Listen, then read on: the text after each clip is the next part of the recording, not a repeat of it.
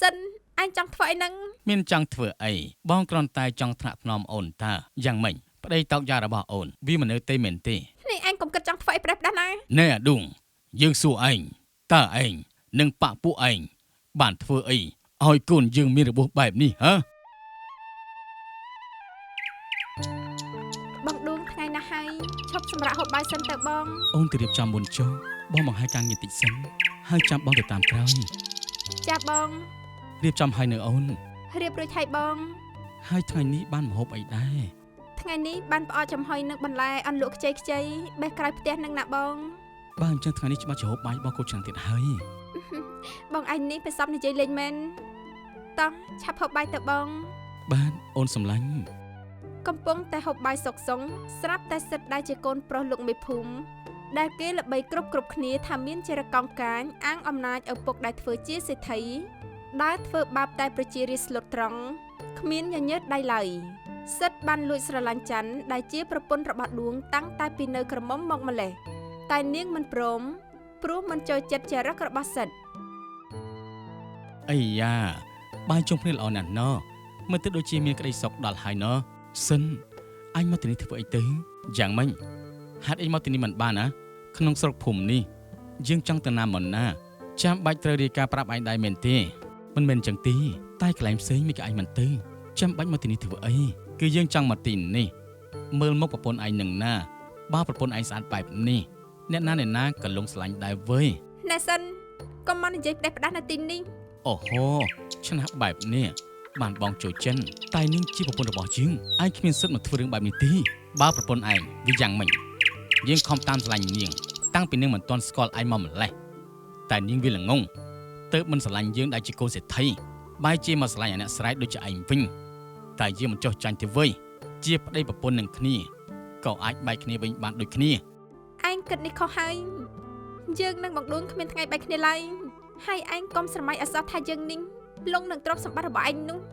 វាគ្មានថ្ងៃនឹងទេយល់ទេឆាប់ចេញទៅយេនេះនាងឈប់ភ្លាមហើយឆាប់ចេញពីទីនេះភ្លាមទៅបើនៅតែមិនចេញទៅគុំថាពុថាយើងនេះគ្មានមេត្តាអីសោះណាវើយអេមិនក៏ចាំបាច់លេងដល់ពុថាបែបនេះបានយើងចេញក៏បាន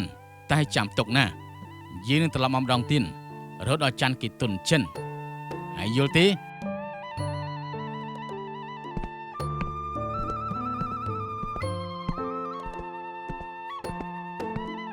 មើលទៅវានេះប្រហែលជាមិនព្រមបោះបង់តាមស្រឡាញ់អូនទេទោះបីជាដឹងថាពួកយើងជាប្តីប្រពន្ធនឹងគ្នាក៏ដោយកុំតែខ្វល់អីណាបងជាតិនេះអូនធ្វើជាប្រពន្ធរបស់បងតែម្នាក់គុណចិនបងលើអូននិយាយបែបនេះបងពិតជាសប្បាយចិត្តណាស់អូនចាតោះបងហូបបាយទៀតទៅបានយ៉ាងមិននឹងកូនសិនហេតុអីបានជាធ្វើមុងបែបនេះគឺខ្ញុំខឹងចិត្តនឹងណាពងខឹងចិត្តរឿងអីនិយាយប្រាប់ពុកមកមើលគឺខ្ញុំមិនយល់សោះពងខ្ញុំនេះវាមិនល្អត្រង់ណាទៅហើយបានជាស្រីគេមិនស្រឡាញ់ខ្ញុំអញ្ចឹងហើយកូនទៅស្រឡាញ់អ្នកណាគីស្រីនៅក្នុងភូមិនេះតើអ្នកណាហ៊ានបដិសេធនឹងកូនប្រុសពុកទៅគឺនាងច័ន្ទប្រពន្ធអាឌួងនឹងណាពងនាងច័ន្ទប្រពន្ធអាឌួងមិនហើយពងហើយកូនហើយកូនស្រីទំនេរក៏គង់មិនក៏មិនទៅស្រឡាញ់ហេតុអីក៏ទៅស្រឡាញ់ប្រពន្ធគេបែបនេះទៅវិញតែខ្ញុំស្រឡាញ់នាងតាំងពីនាងនៅកមុំណាពងខ្ញុំស្រឡាញ់នាងមុនអាឌួងទៀនតែនាងមិនរើសយកខ្ញុំបែរជាទៅរើសអាក្រក់រហាមនោះទៅវិញបើស្រីនោះមិនទាន់មានប្តីពុកនេះអាចជួយបានតែបើជាប្រពន្ធគេបែបនេះពុកមិនចង់ឲ្យឯងទៅពាក់ព័ន្ធទីពុកស្គាល់កូនប្រុសម្នាក់នេះហើយបើខ្ញុំមិនបានអ្នកផ្សេងក៏គ្មានអ្នកណាបានទាំងអស់ហ្នឹងគុំធ្វើអីផ្ដេសផ្ដាស់ឲ្យសោះណាកូនសិនពុកគុំបារម្ភខ្ញុំដឹងថាត្រូវធ្វើយ៉ាងម៉េចហើយថ្លែងពីព្រះអង្គម្ចាស់សវណ្ណពេជ្រវិញព្រះអង្គគឺជាក្សត្រមួយអង្គដែលគិតគូរដល់ប្រជានុរាស្ត្រណាស់ត្បិតតែព្រះអង្គនៅក្មេងក៏ពិតមែនប៉ុន្តែព្រះអង្គមានឆន្ទៈមុះមុនក្នុងការគ្រប់គ្រងដែននគររបស់ទ្រង់ថ្ងៃមួយព្រះអង្គចង់យាងចេញទៅខាងក្រៅព្រះរាជវាំងដើម្បីទតមើលពីការរស់នៅរបស់ប្រជាជនហើយក៏បានឲ្យអាម៉ានរៀបចំឲ្យទ្រង់លោកអាម៉ានយើងដូចជាចង់ចេញទៅទតមើលការរស់នៅរបស់ប្រជារាស្ត្រដល់ហើយលោកជួយរៀបចំសេះនិងសម្ភារៈយើងផងណាក្រាបទូលព្រះអង្គទូលបង្គំនឹងរៀបចំប៉ុន្តែព្រះអង្គយាងចេញទៅតែអង្គឯងទេមែនទេក្រាបទូល យើងចេញទៅតែអង្គឯងទេកុំបារម្ភអីហើយយើងមិនឲ្យអ្នកណាមកធ្វើបាបយើងដោយងាយឡើយក្រាបទូលព្រះអង្គ បងស្រីយើងឆ្នាំនេះដូចជាល្អជាងឆ្នាំមុនមែនទេបង មែនហើយអូនឆ្នាំនេះយើងច្បាស់ជាប្រមូលផលបានច្រើនជាងមិនខានទេ តើបងសម្រាប់សិនទៅថ្ងៃណាហើយហូបបាយហើយចាំបន្តធ្វើទៀន បាទអូនតែបងទៅយកទឹកមកលុបមុខមកផ្លែសិនណា ចា អេវអេវអេវទីនេះពិតជាមានទេសភាពស្រស់ស្អាតពិតមែនតែមិនក៏មិនឃើញផ្ទះអ្នកស្រុកអ្នកភូមិសោះអញ្ចឹង ព្រះអង្គក៏យាងទៅមុខជាបន្តបន្ទាប់យាងទៅដល់ទឹកបឹងមួយព្រះអង្គក៏នឹកចង់ស្រង់ទឹកព្រោះមេឃរៀងក្តៅបន្តិចដែរ ទឹកនៅទីនេះពិតជាថ្លាណាស់បើបានចុះស្រង់ទឹកប្រហែលជាត្រជាក់ស្រួលជាមិនខានទេ ព្រះអង្គក៏ចុះទៅស្រង់ទឹកតែព្រះអង្គពុំបានដឹងជាមុនទេថានៅទីនេះរអិលថែមទាំងជ្រៅទៀតផងធ្វើឲ្យព្រះអង្គលង់ទឹកក្នុងបឹងនោះ អើជួយផងជួយផងយីមានមនុស្សស្រែកជួយតើហ៎មនុស្សលងទឹង ដួងគ្រាន់តែឃើញមានមនុស្សលង់ទឹកមិនបង្អង់យូរឡើយក៏លោតចុះទៅក្នុងបឹងរួចចាប់គៀកអូសឡើងលើគោកព្រះអង្គក៏សន្លប់ពុំដឹងប្រកាយឡើយដួងឃើញបែបនេះក៏ធ្វើចលនាដើម្បីឲ្យទឹកហូរចេញមកវិញ អ្នកប្រុសយ៉ាងម៉េចហើយអ្នកប្រុសដឹងខ្លួនហើយមែនទេ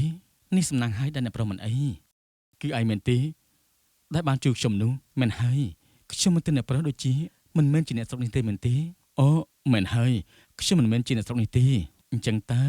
បានជាអ្នកប្រុសមិនដឹងថាទឹកបឹងនេះរអិលថែមទាំងជ្រៅណាស់តើតើអ្នកស្រុករស់នៅក្នុងភូមិនេះទើបដឹងថាទឹកបឹងនេះកន្លែងណាអាចចុះបាននិងកន្លែងណាដែលមិនអាចចុះបានខ្ញុំពិតជាមិនដឹងមែនបើសិនមិនបានឯងជួយទាន់ទេកុំឲ្យខ្ញុំស្លាប់បាត់ទៅហើយមិនអីទេថ្ងៃណាហើយអ្នកប្រុសបានហូបបាយនៅទៅហូបជាមួយខ្ញុំក៏បានពេលនេះប្រហែលជាប្រពន្ធខ្ញុំរៀបចំរួចហើយតោះខ្ញុំអរគុណហើយចាំតិចខ្ញុំទៅយកអីបានសិនបានអាយ៉ានៅតែម្នាក់ឯងទេអីតែប៉ុណ្ណេះបានដៃខ្ញុំហើយសួស្ដីអូនច័ន្ទ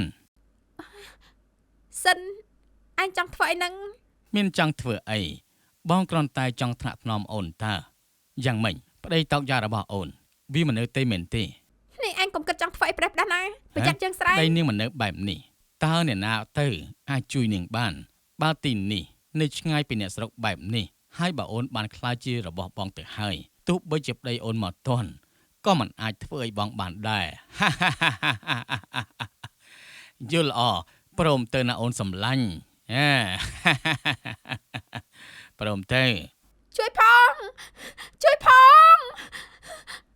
នៅសៀមទៅអូនបន្តិចទៀតអូននឹងខ្លាចជារបស់បងហើយកុំរើ អត់ទេជួយផង ឡើង អាសិនអូយអាយ៉យថោកទៀមឯងហ៊ានធ្វើថោកទៀមបែបនេះដាក់ប្រពន្ធយើងផងមែនទេហ៎យេឯងហ៊ានយកតបងមកវាយក្បាលយើងផងឯងងាប់ទៅ សិតបានដកកំបិតបំរុងនឹងចាក់ទៅលើដួងទៅហើយស្រាប់តែព្រះអង្គម្ចាស់បានដកដាវកាប់ចំដៃរបស់សិនធ្វើឲ្យគេរបូតកំបិតចេញពីដៃ អូយឯងជាណានិយាយរួចសិតក៏រត់ចេញទៅវិញព្រោះតែខ្លួនមានរបួសពេញខ្លួន ចាន់អូនយ៉ាងម៉េចហើយវាបានធ្វើអ្វីដល់អូនដែរទេ សំណាងណាស់ដែលបងនឹងអ្នកប្រុសខាងនេះមកទាន់កុំអីពេលនេះអូនមិនដឹងថាមានអ្វីកើតឡើងទេ ពេលនេះអ្នកទាំងពីរលេងមានអីទៀតហើយតែមើលទៅអាម្នាក់នេះប្រហែលជាវាមិនឈប់ងាយៗទេហើយពិបាកណាស់អាសិតម្នាក់នេះវាគឺជាកូនលោកសេដ្ឋីនៅទីនេះអ្នកណាក៏ខ្លាចវាដែរឲ្យតែវាចង់ធ្វើអីហើយគ្មានអ្នកណាចំទាស់នឹងវាទេនៅក្នុងស្រុកភូមិនេះមានអ្នកមានធ្វើបាបអ្នកស្រុកត្រង់ផងមែនទេគឺមានវានឹងហើយចំណែកលោកសេដ្ឋីកាន់ជាងកូនណាពួកខ្ញុំដែលជាអ្នកតូចតាចគឺពិតជាពិបាករស់នៅណាតើសេដ្ឋីនោះមិនខ្លាចក្បាលធ្លាក់ដល់ដីទេមែនទេ ថាមិញក្បាលធ្លាក់ដល់ដី អូគឺយើងចង់បានន័យថាបើសិនជារឿងនេះបានដឹងទៅដល់ព្រះអង្គម្ចាស់ទាំងពីអ្នកអគុណនេះច្បាស់ជាមនុស្សនោះទេធ្វើមិនអាចធ្វើរឿងនេះបានទៅដល់ព្រះអង្គម្ចាស់ទៅពួកយើងមិនដឹងទេថាត្រូវចូលកលព្រះអង្គបានយ៉ាងម៉េចបើពីអ្នកឪពុកនិងកូននៅតែធ្វើរឿងបែបនេះទៀតខ្ញុំគិតថាថ្ងៃណាមួយច្បាស់ជាបានដឹងដល់ព្រះអង្គម្ចាស់ជាមិនខានទេ សុំឲ្យពិតដូចជាអ្នកប្រុសនិយាយទៅចុះ កូនសិន នេះកូនទៅត្រូវនឹងអីហ្នឹងបានជាមានឈាមហូបពេញទាំងខ្លួនបែបនេះអាដួងនឹងប៉ពួកវានឹងណាពងអាដួងនឹងប៉ពួកតើវាហ៊ានធ្វើអីដាក់កូនឆាប់ប្រាប់ពុកមកមើលពុកនឹងមិនលើកលែងឲ្យប៉ពួកវាចដាច់ខាន់គឺដូចជាពុកបានឃើញអញ្ចឹង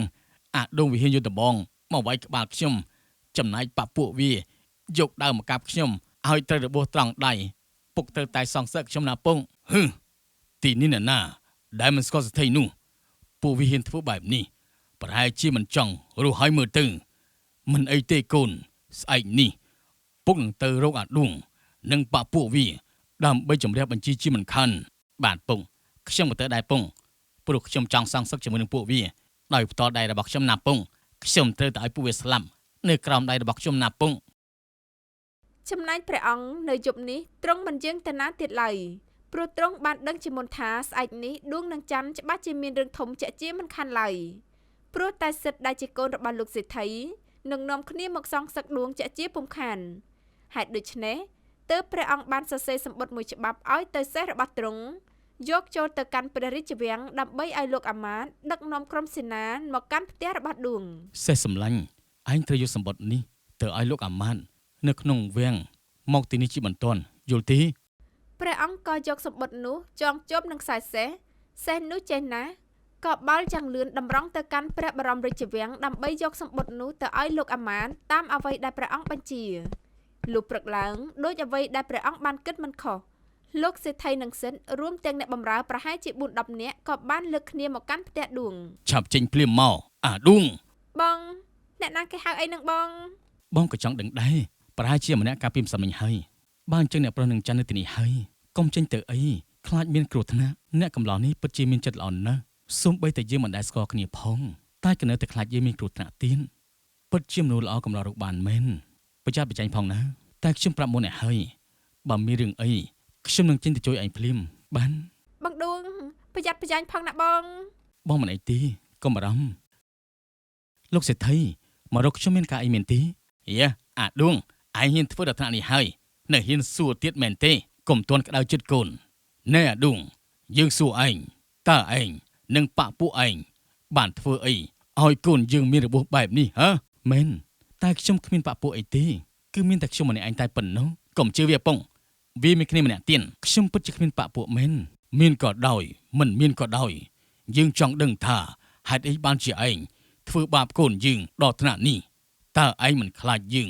សម្លាប់ឯងចោលទេមែនទេមុនលោកសេដ្ឋីនិយាយបែបនេះតើលោកសេដ្ឋីមានបានសួរកូនប្រុសលោកទេ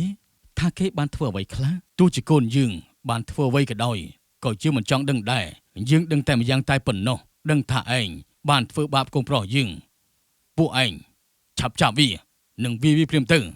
វាឲ្យវាដល់សន្លប់តែម្ដងទៅឬដែរទេបាទលោកសុធុយនេះគឺជាលទ្ធផលដែលឯងហ៊ានប្រហើនដាក់ជើង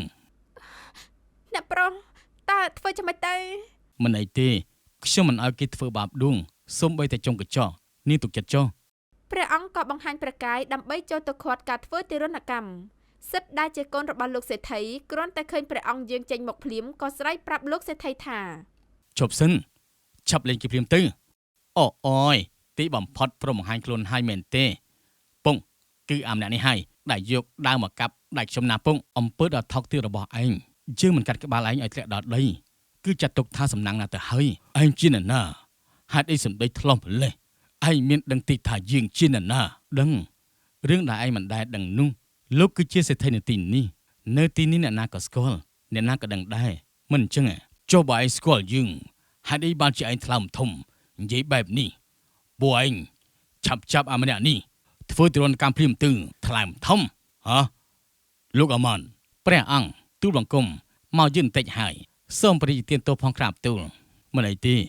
ឆាប់ក្រោកឡើងក្រាបទូលព្រះអង្គថាមិនព្រះអង្គព្រះអង្គមែនគ្រាន់តែដឹងពីសមាសភាពពិតរបស់ព្រះអង្គភ្លាមលោកសេដ្ឋីនិងសិទ្ធភ័យញ័រអស់ខ្លួនប្រាណលោកសេដ្ឋីក៏វាចាទាំងការភ័យខ្លាចព្រះអង្គទូលបង្គំមិនបានដឹងទេថាទ្រង់គឺជាព្រះអង្គសូមព្រះអង្គព្រះរាជទានទោសឲ្យទូលបង្គំផងព្រះអង្គមែនហើយព្រះអង្គទូលបង្គំពិតជាមិនដឹងថាទ្រង់ជាព្រះអង្គទេសូមលើកទោសឲ្យទូលបង្គំផងក្រាបទូលពីអ្នកឪពុកកូនឯងនេះគិតតែពីធ្វើបាបប្រជារាស្ត្រស្រោត្រង់ ថែមទាំងបានធ្វើរឿងស្មុគគ្រងមករំលោភប្រពន្ធគេហើយចំណាយឪពុកវិញគិតតែពីការជើងកូនខុសរបៀបថាទៅមើលយើងមិននឹងអាចលងលេងទោសឲ្យបានទៅសេនាឆាប់ពីនេះឪពុកកូនទៅនឹងយកកូននេះទៅឃុំសិនរងចាំការកាត់ទោសចំណាយឲ្យទ្រព្យសម្បត្តិដែលពួកគេមានទាំងអស់គឺត្រូវរឹបអូសនិងយកមកចែកចាយឲ្យប្រជារាស្ត្រក្រីក្រឲ្យអស់ទៅក្រាបទូលព្រះអង្គលោកសេដ្ឋីនិងសិនក៏ត្រូវបានព្រះអង្គចាប់យកទៅឃុំឃាំងដើម្បីរងចាំការកាត់ទោសចំណែកដួងនិងច័ន្ទក្នុងអារម្មណ៍រកនិយាយអ្វីលែងត្រូវព្រោះមិននឹកស្មានថាគេបានជួបព្រះភ័ក្ត្រព្រះអង្គដោយផ្ទាល់បែបនេះព្រះអង្គឲ្យទូលបង្គំសូមរីករាយទោសផងព្រោះទូលបង្គំបានដឹងទេថាព្រះអង្គគឺជាព្រះអង្គមិនឲ្យព្រះអង្គខ្ញុំម្ចាស់និងស្វាមីពិតជាមិនដឹងទេថាជាព្រះអង្គទើបទទួលមិនបានល្អបែបនេះសូមព្រះរាជទានទោសផងព្រះអង្គអ្នកទាំងពីរឆាប់ក្រោកឡើងអ្នកទាំងពីរគ្មានកំហុសទេយើងពិតជាពេញហឫទ័យនិងទឹកចិត្តរបស់ប្តីប្រពន្ធអ្នកទាំងពីរណាសុទ្ធតែជាមនុស្សពោពេញទៅដោយទឹកចិត្តថ្លៃថ្លានិងកម្ររកបានណាយើងពិតជាពេញប្រហឫទ័យនិងអ្នកទាំងពីរពិតមែនលោកអាម៉ានឆាប់រៀបចំមាសប្រាក់កែវកងសម្រាប់អ្នកទាំងពីរផងទ្រព្យសម្បត្តិដែលយើងឲ្យនេះចូលអ្នកទាំងពីរយកទុកធ្វើជាដើមទុនសម្រាប់រកស៊ីចិញ្ចឹមជីវិតចុះណាទ្រព្យសម្បត្តិច្រើនបែបនេះទូលបង្គំមិនហ៊ានទទួលទេព្រះអង្គទទួលយកចុះនេះជាអ្វីដែលពួកឯងគួរតែបានហើយចាត់ទុកថាជាការដោះដូរគ្នាដែលឯងបានជួយជីវិតយើងតិចចុះទូលបង្គំនឹងប្រពន្ធពិតជាអរព្រគុណណាស់ក្រាបទូល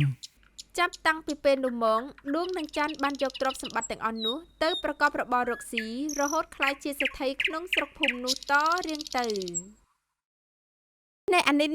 ហែងមានលុយ 100000 អន់ឲ្យអញខ្ចីសិនមកចាំពី3ថ្ងៃក្រោយចាំអញសងវិញខ្ចីតាមណាទៀតអាលុយដែលខ្ចីអញកាលមុនមិនទាន់សងផងហែងគិតរកខ្ចីអញទៀតធ្វើអីទៅនេះ500000ងាប់អញហើយវាទៅខ្ចីឯងម្លឹងមិនដែលប្រាំពងសូមបីតែមួយម៉ាត់សោះហើយនេះយើងឆ្លោះគ្នាជាមួយពុកដើម្បីអាប្រុសដែលគេមើលមិនឃើញពីគ្រាដែលយើងមានទុកបោកលើយើងនៅក្រោមដើមឈើមួយមានកំឡោះ3នាក់កំពុងតែផឹកស៊ីជំនុំគ្នារឿងវិសាលត្រូវសង្សារសំបែងដូច្នេះហើយទើបពួកគេនាំគ្នាផឹកស៊ីបំភ្លេចទុកទៅណែឈប់ទៅឯងទៅយំទឹកភ្នែកទឹកសម្បោរកងាប់អីមកអាស្រ័យតែម្នាក់សោះហ្នឹងមុខមាត់សង្ហាដូចជាឯងនេះចង់រកថ្មីពេលណាក៏បានដែរសាច់តែចិត្តឯងទេចាំយើងណែនាំឲ្យឯងម្នាក់ឯងទៅញ៉ៃស្រីញ៉ាញ់មើលទៅវាល្ងងស្រួលបោកយកលុយណាស់និយាយផ្អែមដាក់វាតែបន្តិចវាមានលុយឲ្យឯងចាយមិនខ្វះនោះទេមែនទេគ្នាយើងត្រូវណាស់សម្លាញ់បើយើងសង្ហាដូចជាអាសានវិញយើងញ៉ៃវាបាត់ទៅហើយតែអត់បានញ៉ៃវាទុកធ្វើជាប្រពន្ធទេវៃបោកលុយវាចាយធម្មតាតែប៉ុណ្ណោះទេហើយទៅបោកយកលុយគេនេះឯងមិនខ្លាចបាបទេអីអាននេះវៃនេះឯងភ្លឺអីយ៉ាងនេះកុំគិតច្រើនមើលនេះឯងយកខ្លួនទៅដោះដូរតាឲ្យគេចាប់ដៃចាប់ជើងបន្តិចទៅនាងញ៉ាញ់នោះវាស្រឡាញ់ឯងងើបក្បាលមិនរួចទេហើយនឹងព្រមប្រកបគ្រប់យ៉ាងឲ្យឯងអស់ហើយជឿយើងទៅលេងចឹងមែនអីសាកមើលសិនទៅវាគ្មានខូចខាតអីណានោះនិយាយភ្លាមមកដល់ផ្លេតវើយនាងនេះស្របោកខ្លាំងណាស់ណែឯងសាកប្រើភាពសង្ហារបស់ឯងធ្វើវាឲ្យមានប្រយោជន៍តិចមើលឯងទិញញ៉ៃប្រប្រែឲ្យគេទិញស្រាឲ្យយើងពី10មកមើលចុះចិត្តអស់ហើយឃើញទេឆាប់ទៅនេះអូនស្រីទៅណាមកពីណានេះណែឯងប្រុសសង្ហាដល់ហើយវើយកំពុងថារកទៅផ្សារទិញអីវ៉ាន់តិចហ្នឹងណាមកផឹកជុំគ្នាតែបន្តិចទេពួកខ្ញុំមានតែកំឡោះផឹកដូចជាគ្មានរសជាតិអីបន្តិចសោះបើបានស្អីស្អាតមកផឹកជាមួយមិនដឹងជាមានជាតិយ៉ាងណានោះទេយីសំដីផ្អែមដល់ហើយណបើអញ្ចឹងក៏បានដែរណែអញ្ញាញ៉ាណែយើងដាក់មួយតោយពីរតោយសិនទៅហីអូហូយបើចង់ផឹកក៏ផឹកតែអញទៅយើងមានការប្រញាប់ទៅធ្វើផងតែមួយផ្លែតសោះតាមកឲ្យឆាប់ឡើងមកថាទៅណាចេះរកកន្លែងផឹកសំណុំសំនួនរបស់គេក្រោមដើមឈើមកលុបឡើងអែមហ្មងទេសភាពវាស្រែក៏មកអែមទៀតធម្មតាទេបងផឹកស៊ីត្រូវតែមានបរិយាកាសល្អអមនឹងណាល្អណាស់បងស្អីស្អាតបងឈ្មោះអីដែរទេហៅបងញ៉ាញ់ក៏បានដែរអូបងញ៉ាញ់មុខស្អាតដល់ថ្នាក់នេះសង្សារបងប្រច័ណ្ឌមិនស្ទើរនោះទេសង្សារអីទេមានមកពីណាមកដូចបងនេះមានប្រុសណាគេមកស្រឡាញ់តកើនថាមិនត្រូវដែរមនុស្សសម័យនេះគេសែបគ្រប់គ្នាលើចិត្តគំនិតតើខ្ញុំទើបតែបាយពីសង្សារដែរនឹងហើយពេលនេះកំពុងតែស្វែងរកមនុស្សមកស្អំបេះដូងដូចគ្នាអីចំអស់ស្រះផឹកបានធ្វើយ៉ាងម៉េចទៅល្អទៅយើងអីយើយ ខំបបួលស្អីស្អាតមកអង្គុយផឹកជាមួយបែរជាអស់ស្រាផឹកទៅវិញលក់មុខអស់លីងហ្មងហើយអាដននេះឯងមានលុយអត់អញមានមកពីណាអាសានហើយឯងមានលុយអត់ហ្នឹងគ្មានទេសម្លាញ់រកតែមួយរៀលចាយគ្មានផង អញ្ញាញ៉ា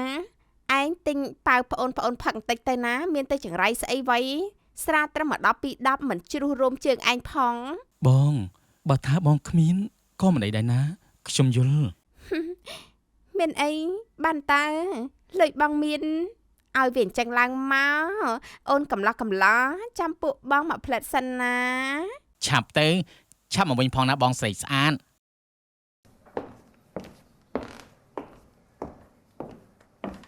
ហើយឃើញអត់អញថាបានគឺបានហើយកំណត់ឯងនេះអត់ខ្ចោះពិតមែន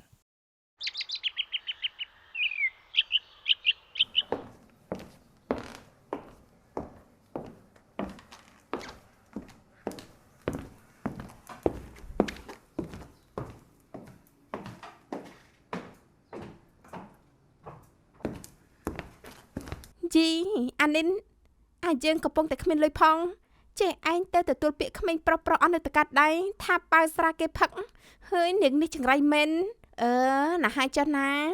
យើងដឹងថាឯងនេះវាមានលុយឯងមិនសង្កេតមើលទេអីភ្នែកអាប្អូនឈ្មោះសាននោះណាយើងមើលតែពិភពផ្កាយក៏ដឹងថាគេមានចិត្តមកលើឯងបាត់ទៅហើយជីឯងនេះកុំចេះតែនិយាយពេកមើលយើងអៀនអស់ហើយនេះអោហើយចុះវាមិនពិតទេអីយើងមើលតាមមួយផ្លែតណាយើងដឹងដល់ឆ្អឹងបាត់ទៅហើយបានឯងប៉ៅគេផឹកស្រាបែបនេះទៅទៀតណាធានាថាអាប្អូននោះគេលងស្រឡាញ់ឯងចាក់ជាមិនខានទេញ៉ាញ់អើយនេះឯងគិតចឹងពិតមែនទេមែនតើឯងជឿលើយើងទៅណាដាក់ទុនលើកនេះច្បាស់ជាចំណេញលើចំណេញសង្ហាបែបនោះណាបានស៊ីតែម្ដងពីរដងទុកថាចំណេញបាត់ទៅហើយចេះនិយាយបែបនេះទៅកាត់ឯងនេះឆាប់ទៅឲ្យលឺឡើងមកយូរដែរហើយណែអ៊ំថ្លៃស្រា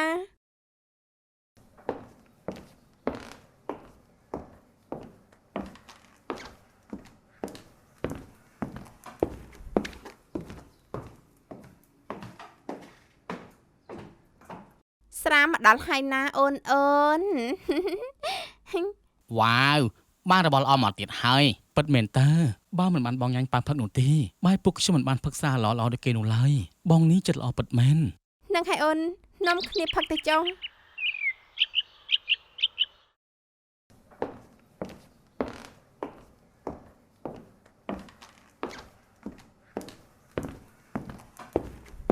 អញកូនញ៉ាញ់មកវិញហើយកូនរួចចុះឯណាថ្នាំឈឺចង្កេះដែលពុកឲ្យកូនទៅទិញយកមកឲ្យពុកមកទៅធ្វើស្រែអោនតែបន្តិចសោះជាប់ចង្កេះឈឺមិនព្រមបាត់សោះហើយមែនតើខ្ញុំភ្លេចឲ្យឆឹងទៅពុកអញនេះកូនភ្លេចបានយ៉ាងមិញពុកឲ្យលុយកូនព្រាមកូនចេញទៅផ្លែតើវាមិនអាចភ្លេចនោះទេកូនមិនបានទៅទិញឲ្យពុកទេគឺរវល់តែនិយាយគ្នាប្រូចប្រាច់នឹងណាពុកភ្លេចឲ្យឆឹងទៅចាំស្អែកចាំខ្ញុំទៅទិញឲ្យចុះឈប់អាលហើយថៃបានធំខ្លួនស្រានេះឯងទៅផឹកស្រាមែនទេជីពុកនេះមាត់ខ្ញុំអ្នកផឹកតើចេះដឹងដល់ហើយណោះយីចេះមករវល់ទៅកាត់ដៃយីកូននេះស៊ូវាមួយម៉ាត់ពីរវាបែរជាខឹងឯងទៅវិញខំធ្វើស្រែទាំងកណ្ដាលថ្ងៃអាសូរតែវាទៅជួយអត់ទេដើរហិចហើធ្វើមិនដឹងជាកូនណាទេវើយ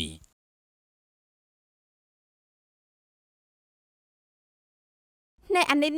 ហែងមានលុយ100000អន់ឲ្យអញខ្ចីសិនមកចាំពី3ថ្ងៃក្រោយចាំអញសងវិញខ្ចីតាមណាទៀតអាលុយដែលខ្ចីអញកាលមុនមិនទាន់សងផងហែងគិតរកខ្ចីអញទៀតធ្វើអីទៅនេះឲ្យមកណាចាំអញសងវិញអញយកលុយទៅទិញថ្នាំឲ្យពុកនោះអីម្សិលមិញយកលុយពុកទិញស្រាឲ្យប្រុសផឹកអត់បាត់ហើយមកពីឯងហ្នឹងឲ្យនៅស្ងៀមមិនព្រមទេតើអូនសម្លាញ់យើងទៅរកកាហ្វេប្រេនផឹកអីបានតើបងសម្លាញ់ក្រៅពីកាហ្វេនៅចង់បានអីទៀតអត់ទេចាំគេទិញឲ្យតែត្រូវមានអីដាក់ដូរដឹងនៅលើកដំបងអញ្ចឹងដាក់ឲ្យជក់ចិត្តផងដឹងអត់បានតើអូនសម្លាញ់បងធានាជូនអញ្ញាញយើងទៅហើយណាវើយកុំភ្លេចសងលុយផងណាទៅចុះសំណាងល្អណាវើយ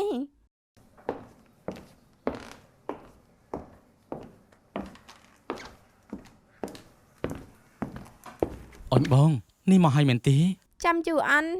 អូយហើយមាត់ថៃបានជាផ្អែមម្លឹង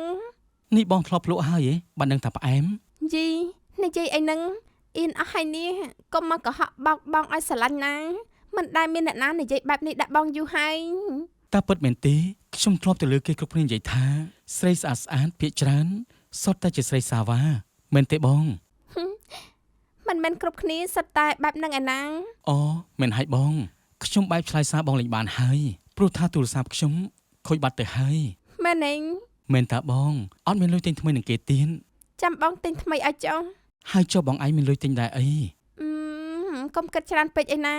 បងមានលុយទិញអញតើ មិនអីនោះទេខ្ញុំក្រាញ់ចិត្តបងណា ណាហើយចុះកុំបាច់គិតច្រើនពេកមិនអីទេណា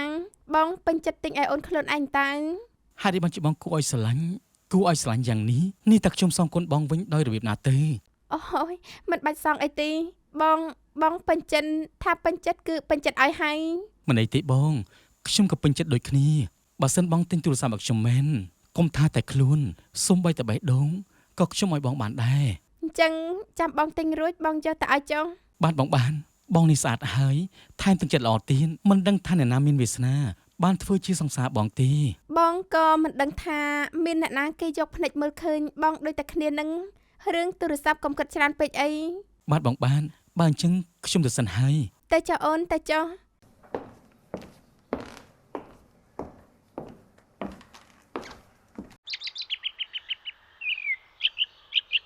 មកហើយអី ចាស់ពងនេះថ្នាំដែលពុកឲ្យទិញ ទៅទិញបានបោះទី នឹងឲ្យពងឆាប់ផឹកឆាប់អីផងនឹងបានឆាប់ជាណា ពុកដឹងហើយ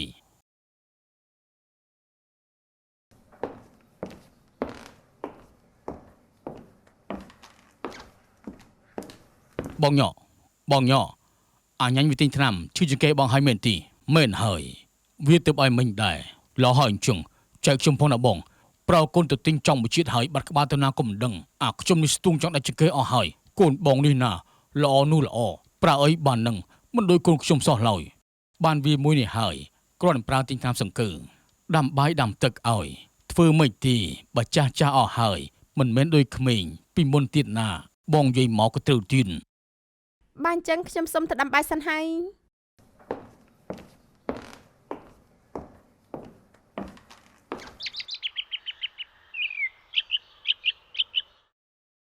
ចាំបានថាពុកមានលុយមាសប្រាក់ដែលគាត់សន្សំទុកដែរតើ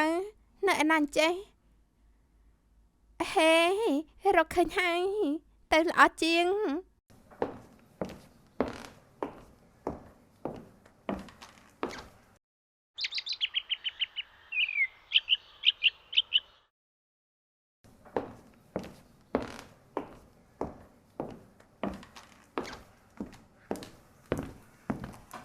អញញ៉ាញ់នៅផ្ទះអត់នឹង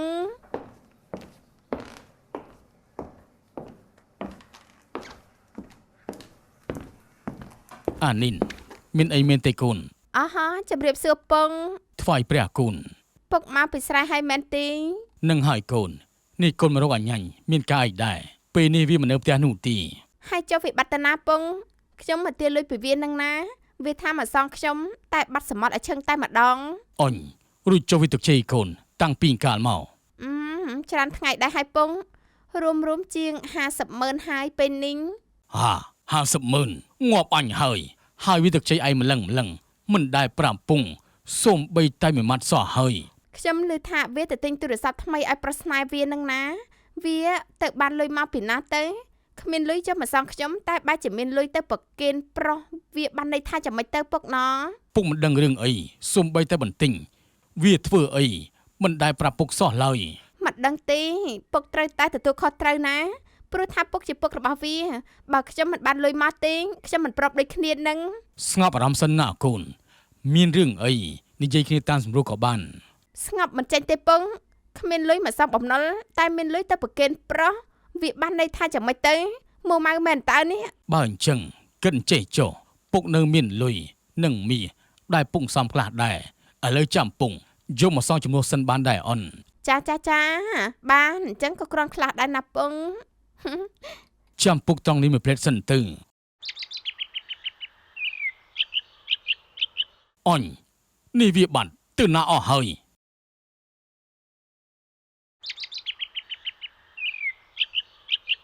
ឯណាទៅពង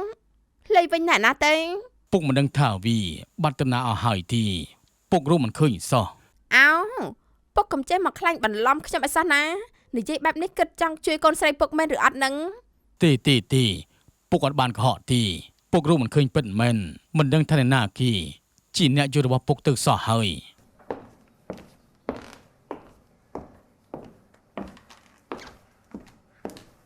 នាំគ្នានិយាយអីនឹងមានរឿងអីកាត់ឡើងអញញហើយមកក៏ល្អហើយឯណាលុយដែលថាសងអញនោះក្រែងថាខ្ចីតែ2ថ្ងៃទេអីមកពីយើងមិនទាន់មាននឹងហើយក ូនញ៉ាញ់របស់ក្នុងទូពងកូនអាចជាអ្នកយកទៅមែនទេ អត់ទេខ្ញុំមានបានទៅយកឯណា ហើយចុះឯងបានលុយមកពីណាទិញទូរស័ព្ទឲ្យប្រុសឯងហ៎ គ្មានលុយមកសងតែមានលុយប្រគិនប្រុសនេះបានន័យថាយ៉ាងម៉េចហា នាងគុណល្មើសគុណអ្នកណាបដៅឯងឲ្យធ្វើខ្លួនបែបនេះអ្នកណាគីហ៎ ជីកុំមកចេះដឹងរឿងរបស់ខ្ញុំពេញរបស់អត់នោះជារបស់ខ្ញុំសោះព្រោះថាទាំងអស់នោះជាអ្វីដែលខ្ញុំទិញមកខ្ញុំមានសិទ្ធិចង់យកទៅប្រើចាយឯណាក៏បានដែរស្រេចទៅតាមអំពើចិត្តខ្ញុំទេរំពឹងមកអាត្រឹមសម្បត្តិពុកនេះឯងមួយថ្ងៃធ្វើតែស្រែសោះមានលទ្ធភាពមានលុយឯណាទៅទិញមាសយកមកទុកបាននោះមានតែមួយនេះទេដែលទិញយកមកឲ្យបើខ្ញុំរើបានណាខ្ញុំក៏មិនមកកាត់ជាកូនអ្នកស្រែរហាមក្រក់ដូចជាពុកឯងនោះដែរខ្ញុំទៅកាត់ជាអ្នកមានលុយចាយពេញដៃជាកូនមហាសេដ្ឋីបាត់ទៅហើយមិនមកនៅស្អុយក្លិនអាចគោអាចក្បីអញ្ចឹងឡើយចាំទុកផកទេណែអញញ៉ាញ់ហេតុអីបានជានិយាយបែបនេះហានេះពុកឯងមួយទាំងមូលណាវើយទោះគាត់គ្មានដូចជាអ្នកមានដតីតែគាត់ចិញ្ចឹមឯងមកបានធំធាត់បែបនេះគាត់មានគុណលើឯងណាវើយមិនខ្លាចនរកខ្លះទេអីពុកស្អីក៏ពុកទេបើឯងចង់បានណាស់ក៏យកគាត់ធ្វើពុកឯងចុះហេនាងស្អីគេនេះវាចេះហាមមកនិយាយពីអស់នេះតកើតដែរណរមើលគុណពិតមែនពុកមិនអីទេមើលចុះចាស់ចំណាននេះទៅហើយក៏តែវាចេះច្រានពុកវាទៅកើននាងនេះ ពុកមិនអីទេកូនពុកមិនអីទេពុទ្ធោនាងញ៉ាញ់កូនពុងហេតុអីបានជាកូនខ្លាចជាបែបនេះទៅវិញ សង្ស័យតែវាវក់នឹងប្រុសងើបក្បាលលេងរួចហើយមើលទៅពុងចាំមើលតែវាខូចចិត្តយំទឹកភ្នែកស្រែកក្បាលជង្គង់គង់តែដឹងខ្លួនទេពុង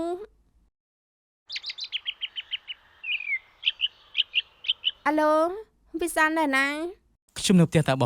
ងមានការអីមែនទេ ចេញមករកបងឥឡូវនេះផ្លែតបានអត់បងអត់សប្បាយចិត្តខ្លាំងណាស់បងចង់ជួបពិភាក្សាបន្តិចបានទេ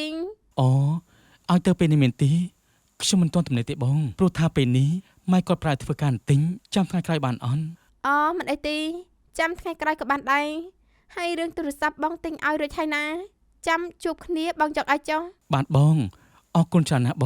បងគួរឲ្យស្រឡាញ់ជាងគេលើលោកតែម្ដងហើយខ្ញុំស្រឡាញ់បងណាបងស្រីស្អាត បងស្រឡាញ់អូនដូចគ្នាអញ្ចឹងបងបិទហើយណា បាទបងចង់តែក្អួតទេស្រឡាញ់អីបើមិនទិញរបស់ឲ្យយើងរហូតនោះទេយើងក៏មិនខ្ចីយកខ្លួនបៀតដូចគ្នាមុខមើលមិនទាំងបានផងអញប្រាប់ហើយភ្លើមហាភ្លើអីយ៉ាងនេះបើអញសង្ហាដូចហែងអញបោកលុយតាំងពីយូររួចចាំសំបែងរកស្អីស្អាតធ្វើសង្សារតាមក្រោយដល់ពេលនោះមានលុយចាយពេញដៃហើយមែនតើអញធ្វើតាមហែងនេះហើយបានមានរបស់ប្រើលុយយូរហើយមិនព្រមប្រាប់ទេបើហែងទៅតែបែកសង្សារឯងដែរហ្នឹងតែពេលនេះក៏មិនទាន់ហូបពេលដែរវើយត្រូវបានល្អកុំភ្លេចពួកម៉ាក់ពូភឿនណាសម្លាញ់មិនភ្លេចទេនេះយើងឆ្លោះគ្នាជាមួយពុកដើម្បីឲ្យប្រុសដែលគេមើលមិនឃើញពីគ្រាដែលយើងមានទុកបោកលើយើងបោកប្រាស់ក្តីស្រឡាញ់យើងបែបនេះឯងសំណាងណាស់ហើយដែលយើងមកបានលឺមុនពេលតន់យកទូរស័ព្ទឲ្យវានោះកុំអីមិនដឹងថាត្រូវអស់ពីខ្លួនប្រហែលទៀតទេអាប្រុសសង្ហានេះទុកចិត្តមិនបានសោះ មិនគិតថានឹងនោះភ្លើដល់ថ្នាក់នឹងសោះ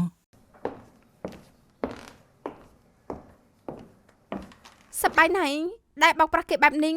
បងញ៉ាញ់គឺថាខ្ញុំអធិប្បាយបងបានណា មិនបាច់មកអធិប្បាយអីទេយើងបានស្ដាប់ឮអស់ហើយពួកអាក្មេងប្រែតដូចជាឯងអស់នេះកាត់មកនាំទៅធ្ងន់ផាត់អីពិតមែនធ្វើឲ្យសង្គមត្រូវគេមើលងាយអស់វិសានយើងចាប់គ្នាត្រឹមនេះចុះអស់កម្មពៀននឹងគ្នាទៀតហើយណាបងញ៉ាញ់បង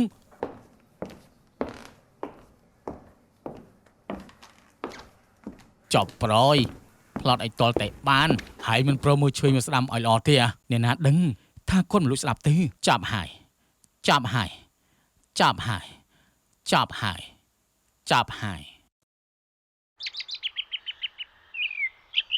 បង